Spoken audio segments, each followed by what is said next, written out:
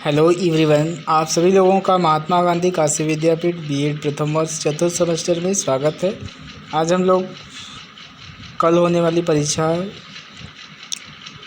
चतुर्थ प्रश्न यानी फोर्थ पेपर के बारे में अति महत्वपूर्ण प्रश्न के बारे में देखते हैं। तो सबसे पहले देखते हैं लॉन्ग क्वेश्चंस। यह अति महत्वपूर्ण है। शिक्षण क्या है? प्रश्न है हमारा, शिक्षण क्या है? शिक्षण की अवस्थाओं की व्याख्या करते हुए प्रत्येक अवस्था में किए जाने वाले कार्यों का वर्णन कीजिए। या फिर है अथवा शिक्षण से क्या अभिप्राय है? शिक्षण व अधिगम से में संबंध को स्पष्ट करते हुए शिक्षण के विभिन्न चरणों एवं इनमें विभिन्न प्रक्रियाओं का विवेचना कीजिए। उत्तर है शिक्षण की प्रगति। शिक्षा शास्त्रियों तथा मनोवैज्ञानिकों ने शिक्षण प्रक्रिया की अनेक परिभाषाएं दी हैं, जिनके विश्लेषण से शिक्षण की प्रकृति का बोध होता है। निम्नलिखित कथनों के रूप में शिक्षण की प्रकृति की व्याख्या की जा सकती है। पहला है, शिक्षण एक अंतः प्रक्रिया है। शिक्षण तथा छात्रों के मध्य विशेष कार्यों के लिए संचालित होती है। शिक्षण एक सामाजिक तथा व्यवहारिक प्रक्रिया है। शिक्षण की प्रक्रिया शिक्षक तथा छात्रों के समूह में ही संपादित की जा सकती है। कम से कम एक या एक से अधिक छात्र होना आवश्यक होता है। शिक्षक एक व्यवहारिक प्रक्रिया है जिसे व्यक्ति अपने जीविकोपार्जन का साधन बनाते हैं, उन्हें हम शिक्षक कहते हैं। शिक्षक एक उद्देश्यपूर्ण प्रक्रिया है। शिक्षण की क्रिया किन्हीं विशिष्ट उद्देश्यों की प्राप्ति के लिए की जाती है। शिक्षण एक विकासात्मक प्रक्रिया है। शिक्षण प्रक्रिया के द्वारा बालकों का विकास किया जाता है और उनके व्यवहार में अपेक्षित परिवर्तन लाया जाता है। ज्ञानात्मक, भावात्मक और क्रियात्मक पक्षों का विकास किया जाता है। पांचवा है, शिक्षण कला और विज्ञान दोनों ही हैं। शिक्षण क्या है? कला और विज्ञान दोनों ही है। शिक्षण की प्रकृति कलात्मक और वैज्ञानिक दोनों ही है। शिक्षक नियोजन तथा मूल्यांकन क्रियाओं की प्रकृति वैज्ञानिक अधिक है, जबकि शिक्षण की प्रक्रिया पक्ष कलात्मक है, जिसमें शिक्षक अपने कौशल का विकास करता है। छठवां है, शिक्षण में भाषा संप्रेषण का कार्य करती है।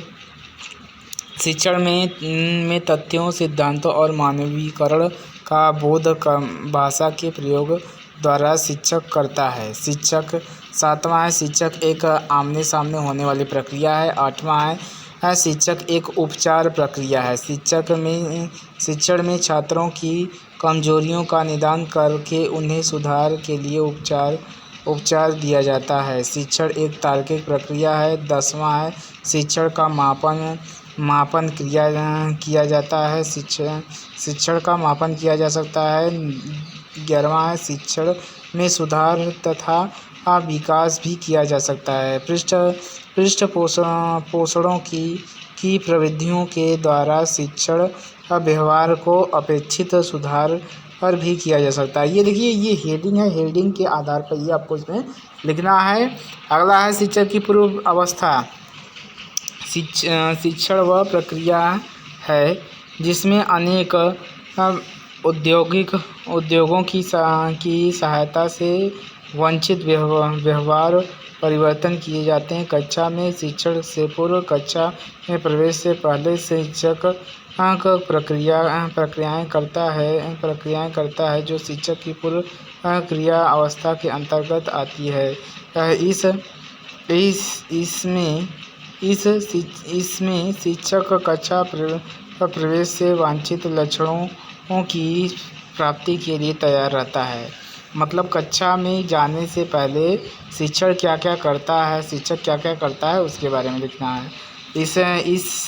इस अवस्था में निम्नलिखित प्रक्रियाओं को सम्मिलित किया जाता है। ये इस तरह से हो गया। ये हमारा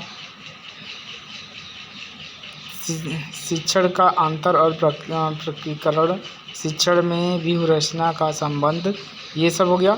और इसके बाद है क्या शिक्षण के आकार की अनुभूति, सीखने वाले का निदान। अगला प्रश्न है शिक्षण सामग्री का क्या अर्थ है, अध्ययन हेतु सहायक सामग्रियों की उपयोगिता की विवेचना कीजिए। तो शिक्षण सामग्री का अर्थ, शिक्षण सामग्री में क्या क्या उपयोग किया जाता है ये आप सभी लोग जानते हैं। हाँ, शिक्षण सामग्री का तात्पर्य शिक्षण के उन साधनों से है जिनके प्रयोग से बालकों को ज्ञानेंद्रियां सक्रिय हो जाती हैं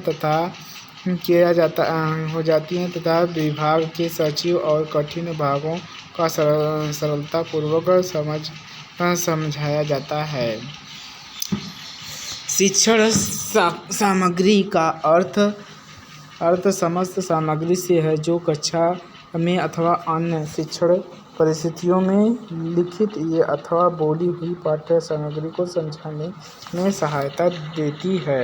शिक्षण सामग्री का महत्व, प्रेरणादायी, शिक्षण को प्रेरणादायी क्रियात्मक अवसर की सुलभता, स्पष्टीकरण में सहायता, अर्थयुक्त अनुभव की प्राप्ति, रटने को कम करना, ये सब शिक्षण सामग्री सहायक होती हैं। शिक्षण सामग्री का वर्गीकरण, शिक्षण सामग्री को निम्नलिखित 3 भागों में वर्गीकृत किया गया है, श्रव्य साधन, दृश्य साधन, श्रव्य और दृश्य साधन। तो सबसे पहले हेडिंग डालेंगे श्रव्य साधन, और श्रव्य साधन के अंतर्गत जो आते हैं उसके बारे में हम लिखेंगे।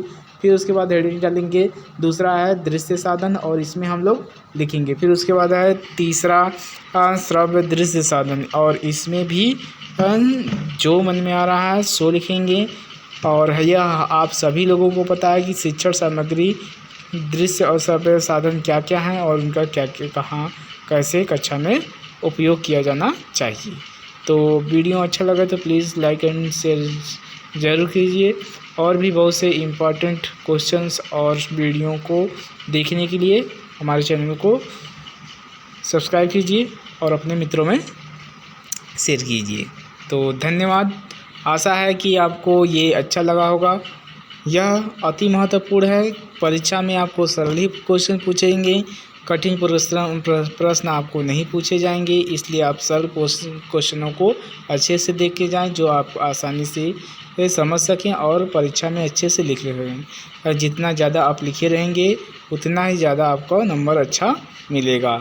तो आपसे विनती है कि इसे 2 या 3 बार अवश्य देखें यदि आप अपना बेहतर परफॉर्मेंस चाहते हैं तो यह आपका अंतिम पेपर है। आशा है आपका पेपर सबसे अच्छा बने, यह चौथा पेपर, और इसके लिए आप सारे क्वेश्चन अवश्य करें। तो थैंक यू एंड धन्यवाद।